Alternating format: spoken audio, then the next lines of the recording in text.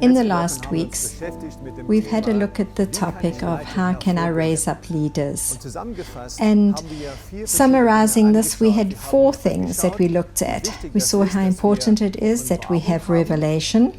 Secondly, we see it's also important that with our observations that we can confirm the leadership of these people.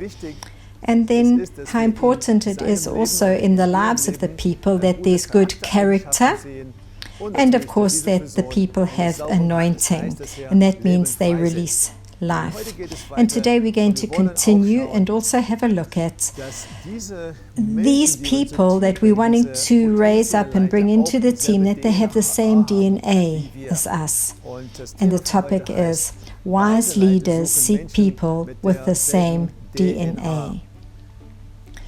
The strength of our church and the strength of the bigger team within our church is very dependent on the strength of our core team, and that's why it's very important that we build wisely and well.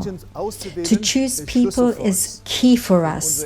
In our first church in South Africa, we made a big mistake. We appointed someone as elder, and he had good character. He also had an anointing in his life, but what was missing was the fact that he didn't have our heart and he didn't have our DNA. And so at the end, we actually had to ask him to step down, and you can imagine that was combined with a lot of pain. And so I want to spare you this sort of experience. So, who should I choose? That's always the big question for us. To have a heart for us, to have the same heart, is something that we as leaders really need to look for. The people that in the beginning come in and they seem to be with us, and later on we realize, what I say is there's a shadow over their hearts. We just suddenly realize their heart is not really with us, and it's a decision these people make, or else the decision we make to trust. But sometimes we still see that we can make decisions for someone, but later on we see that actually we don't really have their hearts. They haven't given their hearts. And so it's also important then that we appoint people that have the same DNA as us. In 1 Chronicles chapter 12, verse 17 to 19, we read the following. And this is about David.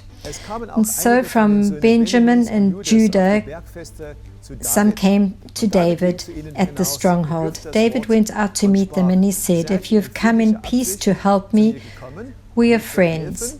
But if you have come to betray me to my enemies when I am innocent, then may the God of our ancestors see it and punish you." Then the Spirit came upon Amaziah, the leader of the 30, and he said, "We are yours, David. We are on your side, son of Jesse. Peace and prosperity be with you, and success to all who help you, for your God is the one who helps you." And so David let them join him, and he made them the officers over his troops. And in this passage we see that David asked, "Why have you come to me? What is in your heart? What are your motives? Have you come to help me, or have you come to betray me?" And this is a very important question that we need to ask. For the heart of the people that are wanting to come to us, for me it could also be that things only crop up later on, but we need to be able to answer these things. And so secondly, this DNA needs to be what our DNA is. And we see in Philippians 2 verse 2 it says, "So make my joy complete by being of one mind, having equal love, being of one mind and intent on one thing." And here it's about DNA. Here we see it's about being in unity with each other, moving in one direction, having a vision, having the same values, and this is the same DNA. In a family, we see that if you're born into a family, you know how the family functions. If the father says something, you know what they're going to say, you know what the mother, how she will respond. And then you know that you have specific traditions and so on in your family. But if you go into another family, for example, if you marry into another family, you can see the family's different, and so I have to adapt to that. And when I understand how that family functions, I have to get to know that. And it's important then that when we are building team, that we have people who truly belong to family. They're not just workers or like soldiers, as it were, in the army, but they are truly with us in their hearts. And there we need to ask some other questions. For example, it takes a while before someone truly has our heart. And that's why it's so important not just to take people from the outside where they don't understand our vision and values. And that's why some people have problems, because they bring in people from the outside and haven't really, where the folk haven't got to know our culture and be saturated in our culture. When we talk about taking over the leadership of a church or passing on the leadership, it's always best to have someone that comes from within, because their DNA is the same as ours, and then we won't have those problems and conflict situations that could crop up. We need people who have heart for what we're doing. In the first church plant that we had, there was a whole group that came with us. About 80% of the group were from our previous church. And we all knew what we wanted. We knew what our values were. In the heart of each one was, we are building a little church. It'll be a little model of what we've experienced, because we were so happy there. We were so happy in our previous church. And after a while, our church looked very similar to the so-called mother church, because we had the same DNA. Later on, obviously, we developed our own character in that. But the question is, if this isn't the case with my team, what should I do? Because there are teams where there is this tension and people are pulling in different directions. And then people say, what should we do to fix this up, and how can we develop a new culture? And I think it begins with communication. We need to say clearly what we want. We need to be able to express this clearly with words so that they will understand what we're saying.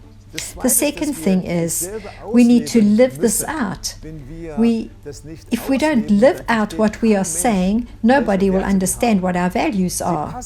They may adapt to what we're doing, but we need to be living what we're doing. They will not experience if we're only talking it and not living it out. So it's very important that we understand the heart.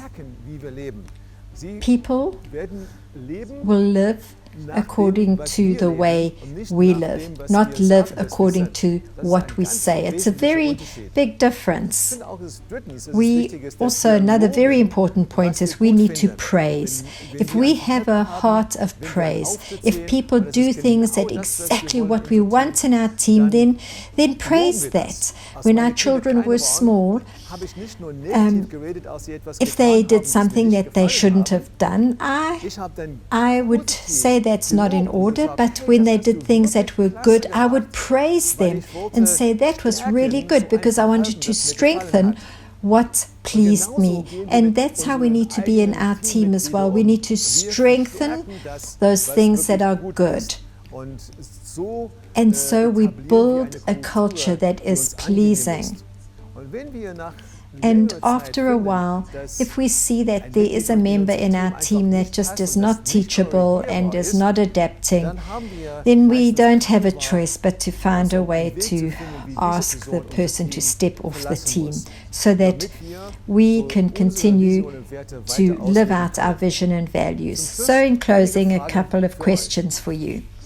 Firstly, what is your DNA? That means, what are the values that you have? Number 2, check if the members of your team have the same DNA. And then thirdly, if this is not the case, what are you planning to do to correct this?